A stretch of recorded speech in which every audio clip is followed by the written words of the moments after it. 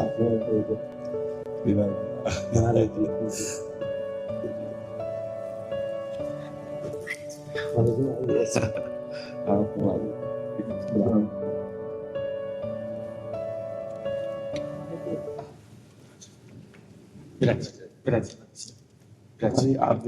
पहले आप एक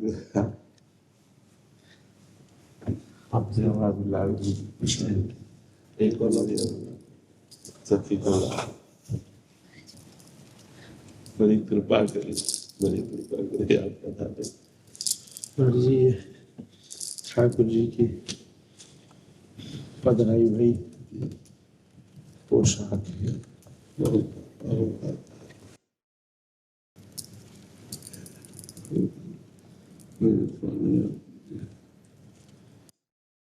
जी वो ठाकुर जी यहीं विराजते हैं।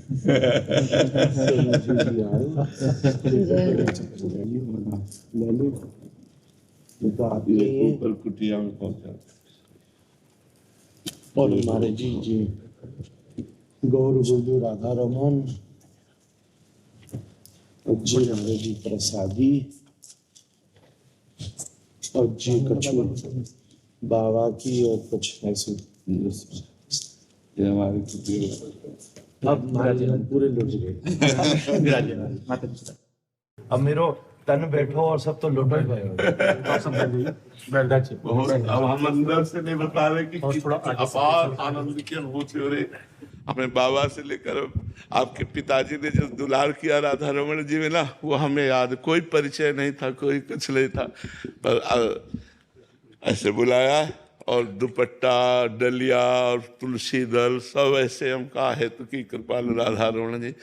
तब से आगे आगे आपके बाबा चल रहे थे, पीछे पीछे हम राधा रमन जी में प्रवेश कर रहे थे। तो हमें जो ब्रजवासी थे परिचय बता रहे थे कि आप हैं और ये आप हैं। और उस समय आपका प्रकाश नहीं हुआ था कि आपका नाम प्रकाशित हो। उस समय आपके पिताजी का बहुत नाम प्रकाशित था, उस समय वो चल रहे थे। पर दुर्भाग्य की ज़्यादा दिन अपने बीच में नहीं रह पाए, वो अंतर ध्यान हो गए। पर वो आप जो उनके पास था वो सब आपको प्रदान करके गए। हाँ, बहुत हमारे वैष्णव समाज को बड़ा हित मिल रहा है, बड़ा मंगल हो रहा है आपकी वाणी से, और ये सदैव मंगल होता रहे, यही सदैव हित बरसता रहे। सब नाम वाणी में लगें, भगवान की चर्चा में लगें। बिना अध्यात्म के पशुता का नाश नहीं होता। हमारे धर्म में अध्यात्म की प्रधानता होनी चाहिए। अध्यात्म में भगवत चर्चा है, वो सजीव अध्यात्म का मूर्तिमान स्वरूप है। और कुछ ना आवे, केवल कथा सुने तो भगवत प्राप्ति हो जाएगी। धुंधकारी को कुछ नहीं आता था, केवल कथा सुनी भगवत प्राप्ति हो गई। मथुरा की ब्रजवासिनी जो गोपियां थी, केवल कथा सुनी भगवत प्राप्ति हो गई। रत्नावती जी केवल कथा सुनी भगवत प्राप्ति हो गई। कथा मात्र भगवान की भगवत प्राप्ति करा देती है। और वो आप भूरिदा जना उस समाज को खूब पिला रहे हो, पिलाते रहिए, खूब स्वस्थ रहिए और अपनी वाणी के द्वारा समाज को जागृत करते रहिए। ये कथा जागृत करती है। हम जो मोह निद्रा में सो रहे हैं, ये भगवत चर्चा हमें जागृत करती है। तो ये कार्य जो आप कर रहे हैं बहुत बड़ा कार्य कर रहे हैं, जागृत कर रहे हैं समाज को, भगवत कथामृत का पान करा रहे हैं। और वंश परंपरा से परम पूज्य और पवित्र ये जो वाणी चली आ रही है, वाणी तो वाणी ही होती है, लेकिन ये कहाँ से प्रकट हो रही है इसका भी प्रभाव होता है। जब हम स्वयं उस मार्ग में चलते होते हैं और फिर हम वो बोलते हैं तो उसका प्रभाव जोर का पड़ता है। तो आपकी कुल परंपरा से इसी कथामृत का पान करते हुए, राधा रमन जी के प्रेम रस का वितरण करते हुए, तो वही आप कर रहे हैं। और भगवान आपको स्वस्थ रखे, खूब खूब वितरण कीजिए, खूब कथामृत का पान कराइए। हमारे जो धर्मावलंबी जन हैं और जो धर्म से विमुख हैं उनको घसीटिए, नाम से भगवान के चिंतन से उनको घसीटिए और उनके मन को बलात् परिवर्तन करके जय राधा रमन जी की बुलवाइए। महाराज जी, मैं तो एक ही पंक्ति कहूंगा, आपने इतनी सब बात कह दी तो बल मिल गया, पर अपने अंतःकरण से तो महाराज जी केवल पिताजी महाराज बाबा ने चाहे माला भी स्वीकार करूं, चाहे प्रणाम करूं, चाहे बोलूं, चाहे सुनूं, एक ही अनुभूति है बस महाराज जी की ये उनकी सेवा में कर। बिल्कुल महाराज जी कथा के क्रम में ऐसी ऐसी मैं बाबा जब स्वस्थ हो गई जी वृंदावन थे, छोड़ते नहीं मुझे। तो एक ही बल है महाराज जी, वो डॉक्टर आए थे कुछ ऐसे इलाज के लिए, तो कुछ दे रहे थे, तो मैं पास बैठ के भगवान पिता ऐसे श्लोक सुनाने लगे, तो एकदम चेतना हो गई, ये मेरी दवाई दे रहा है, नहीं दे रहे जी जी। फिर महाराज जी मैं एक जगह कथा थी, मैं गया, दिल्ली तक पहुंचा, चंडीगढ़, तो बीच में खबर आई कि बहुत अस्वस्थ हो गए, तो दास वापस लौट कर आया जी। वहां बोला तुम लोग कीर्तन करो, हम नहीं पहुंच पाए जी। तो थोड़ी देर शाम को चेतना आई, तो मुझे तुम यहाँ कैसे, तुम तो कथा की आज्ञा लेके गए थे। मैं बोला आप मुझे पता चला।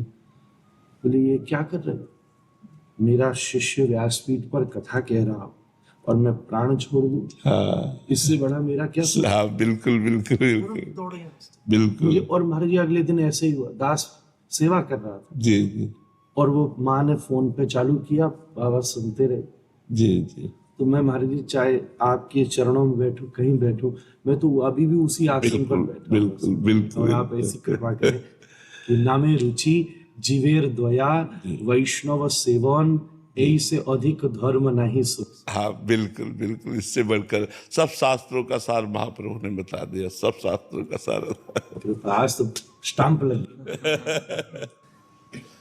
हम तो सफेद पहने डोलो करते महाराज जी शरद पूर्णिमा पर, तो पीताम्बर धर श्रृंगी तो आज ही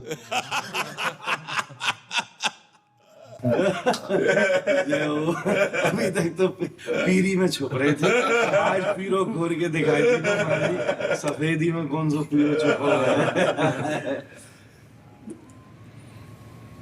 बड़ो महाराज आपको कष्ट की। अरे नहीं, बहुत कृपा करी, हमारा हृदय नाच पड़ा। आज प्रभु ने मुझे कृतार्थ कर दिया।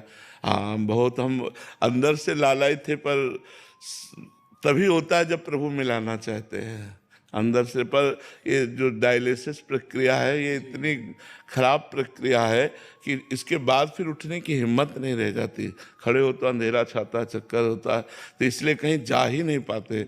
बहुत कृपा करी के दर्शन। सेवा में महाराज जी मैं एक और अनुभूति कहूँ, मैं प्रतीक्षा कर रहा था क्योंकि दास मैं आने के कहना चाहिए था, पर उसकी तैयारियों की वजह से नहीं कह पाया।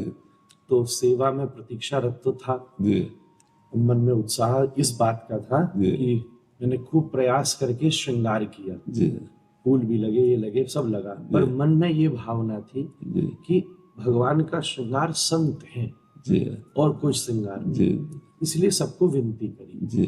अब महाराज जी आपका स्वास्थ्य ऐसा, तो वो बात रही। तो सेवा के बाद में मन में ऐसी रही बात की सब चीज बनी, बस आपकी तुलसी रह गई।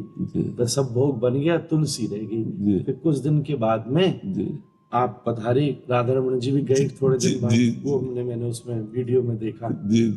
तब महाराज जी मन में एक बड़ी अद्भुत बात आई, मैंने ठाकुर जी आपने बड़ा समाधान कर दिया।